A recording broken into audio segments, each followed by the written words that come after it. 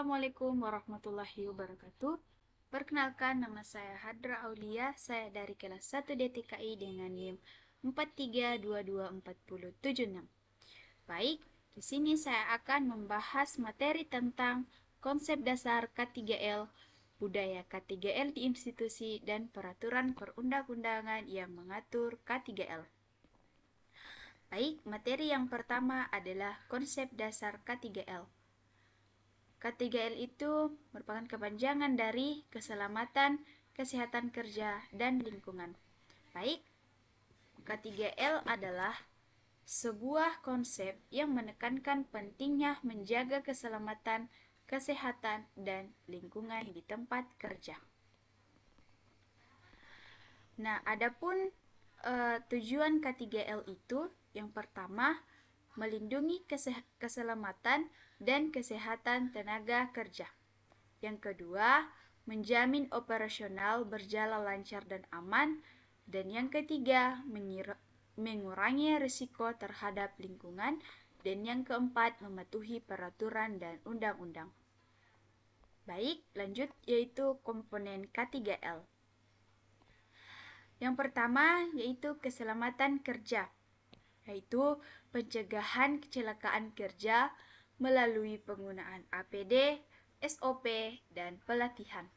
Yang kedua yaitu kesehatan kerja, yaitu pengendalian faktor risiko kesehatan seperti paparan bahan kimia, stres kerja, dan ergonomi. Dan yang ketiga yaitu lingkungan, yaitu pengelolaan limbah, emisi, dan penggunaan sumber daya alam secara bertanggung jawab. Nah, adapun prinsip K3L, yaitu yang pertama, identifikasi bahaya, hazard identification, dan yang kedua, penilaian risiko, yaitu risk assessment, dan yang ketiga, pengendalian risiko atau risk control, dan yang keempat, penerapan SOP dan pelatihan, dan yang kelima, yaitu evaluasi dan perbaikan berkelanjutan. Nah, adapun manfaat dari penerapan K3L yaitu meningkatkan produktivitas kerja, yang kedua menurunkan angka kecelakaan dan penyakit akibat kerja, dan yang ketiga meningkatkan citra perusahaan dan meningkatkan kepatuhan hukum dan etika lingkungan. Baik, adapun contoh implementasi K3L yaitu yang pertama safety induction dan drill kebakaran, yang kedua pemeriksaan kesehatan berkala, yang ketiga pengelolaan limbah B3, dan yang keempat pelaporan dan investigasi kecelakaan kerja. Nah, adapun kesimpulan yaitu yang pertama, K3L merupakan aspek penting dalam dunia kerja. Yang kedua, implementasi K3L memerlukan keterlibatan semua pihak. Dan yang ketiga, budaya K3L harus dibangun secara berkelanjutan. Baik, kita lanjut pada budaya K3L di institusi. Tujuan budaya K3L. Tujuan utama dari budaya K3L adalah pertama yaitu mencegah kecelakaan kerja, yaitu dengan adanya prosedur keamanan, penggunaan APD, dan pelatihan rutin, risiko kecelakaan dapat diminimalkan. Yang kedua yaitu menjaga kesehatan pekerja, adalah lingkungan kerja yang sehat akan meningkatkan kesejahteraan fisik dan mental karyawan yang berujung pada produktivitas. Yang ketiga, melindungi lingkungan, yaitu prosedur kerja ramah lingkungan dan membantu menjaga keberlanjutan alam. Dan yang keempat yaitu meningkatkan produktivitas, yaitu lingkungan yang aman dan sehat membuat pekerja lebih fokus dan efisien. Baik, adapun unsur budaya K3L. Nah, budaya K3L tidak akan berjalan baik tanpa elemen pendukung seperti komitmen pimpinan, yaitu pimpinan harus menjadi keteladanan dan penggerak utama. Yang kedua, keterlibatan seluruh anggota, yaitu semua pihak, mulai dari staf hingga mahasiswa harus terlibat aktif.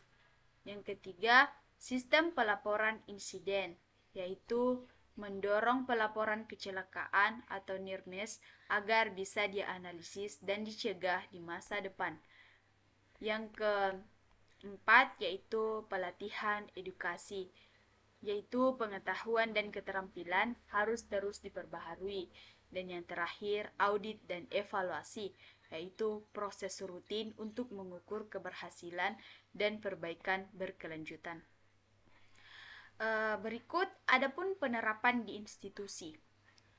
Yang pertama yaitu penggunaan APD, yaitu alat pelindung diri seperti helm, masker, sarung tangan, jas lab, dan lain-lain sesuai konteks kerja. Kemudian prosedur tanggap darurat yaitu jalur evakuasi, pelatihan kebakaran, dan simulasi bencana. Kemudian pengelolaan limbah seperti limbah bahan kimia, medis, atau elektronik harus dikelola sesuai prosedur. Kemudian sosialisasi rutin seperti poster, seminar, pelatihan internal agar kesadaran tetap tinggi. Nah, kemudian tantangan dan solusi. Tantangan yaitu kurangnya kesadaran, biaya, dan budaya lama. Kemudian solusinya itu edukasi, SOP, dan penghargaan. Adapun studi kasus, contohnya laboratorium institusi, hasilnya penurunan kecelakaan. Baik, kita melangkah pada kesimpulan, yaitu pertama, tanggung jawab bersama, kedua, komitmen dan prinsip, ketiga, manfaat jangka panjang. Baik, kita melangkah pada materi yang ketiga, yaitu peraturan perundang-undangan yang mengatur K3L. Pertama itu di bidang keselamatan dan kesehatan kerja. Pertama, Undang-Undang Nomor 1 Tahun 1970 tentang keselamatan kerja, yaitu mengatur kesadaran di tempat kerja agar pekerja terhindar dari kecelakaan. Yang kedua, Undang-Undang Nomor 13 Tahun 2003 tentang ketenaga kerjaan, yaitu mengatakan bahwa setiap pekerja berhak atas perlindungan keselamatan dan kesehatan kerja. Baik, yang kedua itu di bidang lingkungan hidup. Pertama yaitu Undang-Undang Nomor 32 Tahun 2009 tentang perlindungan dan pengelolaan lingkungan hidup, yaitu mengatur hak dan kewajiban dalam menjaga lingkungan serta pengendalian pencemaran dan kerusakan. Yang kedua, Peraturan Pemerintah Nomor 101 Tahun 2014 tentang pengelolaan limbah bahan bahaya dan beracun, yaitu B3, yaitu menjelaskan prosedur penanganan limbah B3 di tempat kerja. Baik, itulah yang dapat saya sampaikan. Semoga apa yang saya sampaikan dapat dipahami. Sekian dan terima kasih. Assalamualaikum warahmatullahi wabarakatuh.